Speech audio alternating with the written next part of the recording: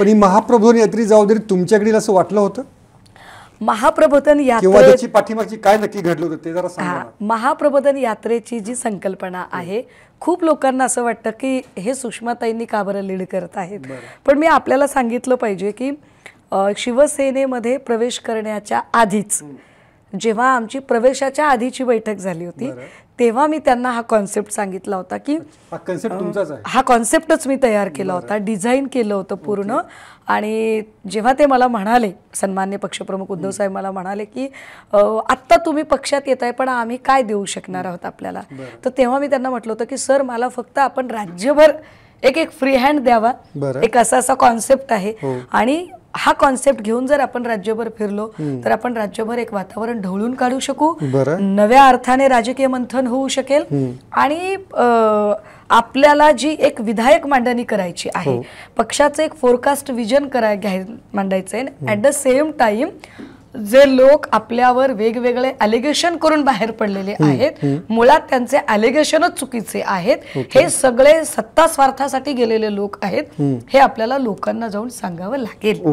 आणि ते पक्षप्रवेशाच्या आधी ते डन झालेलं होतं आणि मग पक्षप्रवेश झाला आणि त्यानंतर समहाऊ 1-1.5 महिना लागला आम्हाला ते सुरू करायला, परंतु आता ते छान झालं. याच्यामध्ये आदित्य ठाकरे असा पण एक आक्षेप घेतला जातो की तुम्ही एकट्याच फिरता, तुम्हीच एकट्या प्रोजेक्ट होता असंही बोललं जातं. नाही, असं काही नाहीये.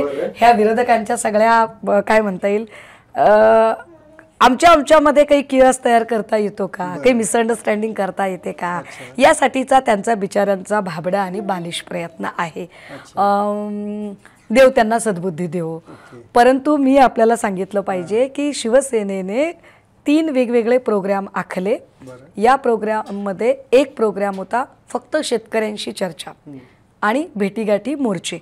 हा प्रोग्राम अंबादास दानवेजी रन करत आहेत आणि ते राज्यभर फिरत आहेत आणि वेगवेगळ्या जिल्ह्यातल्या शेतकऱ्यांशी संवाद करत आहेत.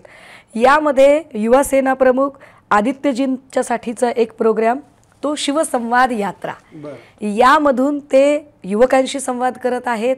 वेगवेगळ्या MIDCs मध्ये असणारे जे तरुण कामगार आहेत किंवा IT सेक्टरमध्ये काम करणारी जी माणसं आहेत यांच्यासोबत ते संवाद साधत आहेत. रोज नवनव्या उद्योगधंदे आणि महाराष्ट्रातली इन्व्हेस्टमेंट एकूण किंवा महाराष्ट्रातनं बाहेर जाणारे उद्योग, यामुळे निर्माण झालेली बेरोजगारी, त्याचे काय साईड इफेक्ट असू शकतात, ही सगळी मांडणी घेऊन ते महाराष्ट्रभर फिरत आहेत आणि बोलत आहेत.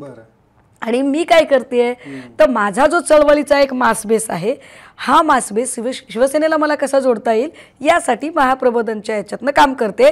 आणि राहिला प्रश्न आमच्या किशोरीताईंचा, तर किशोरीताई या मुंबईतल्या महापालिका निवडणुकीच्या तयारीसाठी म्हणून त्या व्यस्त आहेत. आता आमच्याकडे नीलमताई पण आहेत, पण नीलमताई या घटनात्मक प्रतिनिधी आहेत, so she has some protocol. आमच्याकडे प्रियंकाजी पण आहेत, म्हणजे आपल्याला जी नावं आठवत नाहीत मी तीही सांगून देते सगळी, कारण म्हणजे तुमच्या सगळ्याच शंकांचं एकदाचं समाधान होऊन जाईल. पण प्रियंकाजी या हिंदी भाषिक आहेत, तर त्यामुळे मराठी पट्ट्यामध्ये त्या येत नाहीत. महाप्रबोधन यात्रेचा जो सेटअप आहे किंवा जो डेकोरम आहे, तो डेकोरम असा आहे की त्या मतदारसंघात त्या जिल्ह्यामध्ये शिवसेनेचे जे आमचे प्रबळ नेते आहेत ते त्याला जॉईन करतील किंवा ते त्याचं स्वागत करतील. उदाहरणार्थ जेव्हा मी सिंधुदुर्गमध्ये गेले तर तिकडे वैभव नाईकजींनी स्वागत केलं महाप्रबोधन यात्रेचं, इकडे विनायक राऊत साहेब, रत्नागिरीमध्ये भास्कर जाधवजी, संभाजीनगरला गेल्यानंतर खैरे साहेब असतील, असं प्रत्येक ठिकाणी त्या ठिकाणचे नेते त्याला जॉईन होतात. आणि ही यात्रा बरं ही चांगली गोष्ट आहे ना की उलट मला असं वाटतं विरोधकांनी आमचा आदर्श घेतला पाहिजे.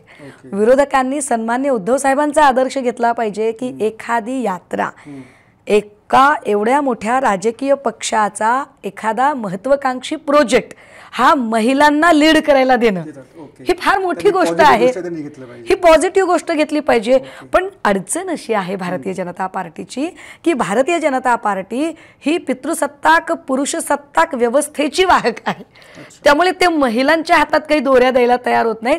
ज्यांच्या मंत्रिमंडळामध्येच एखादी महिला मंत्री नाहीये तर त्यांना हे सहन होणारे नाहीये.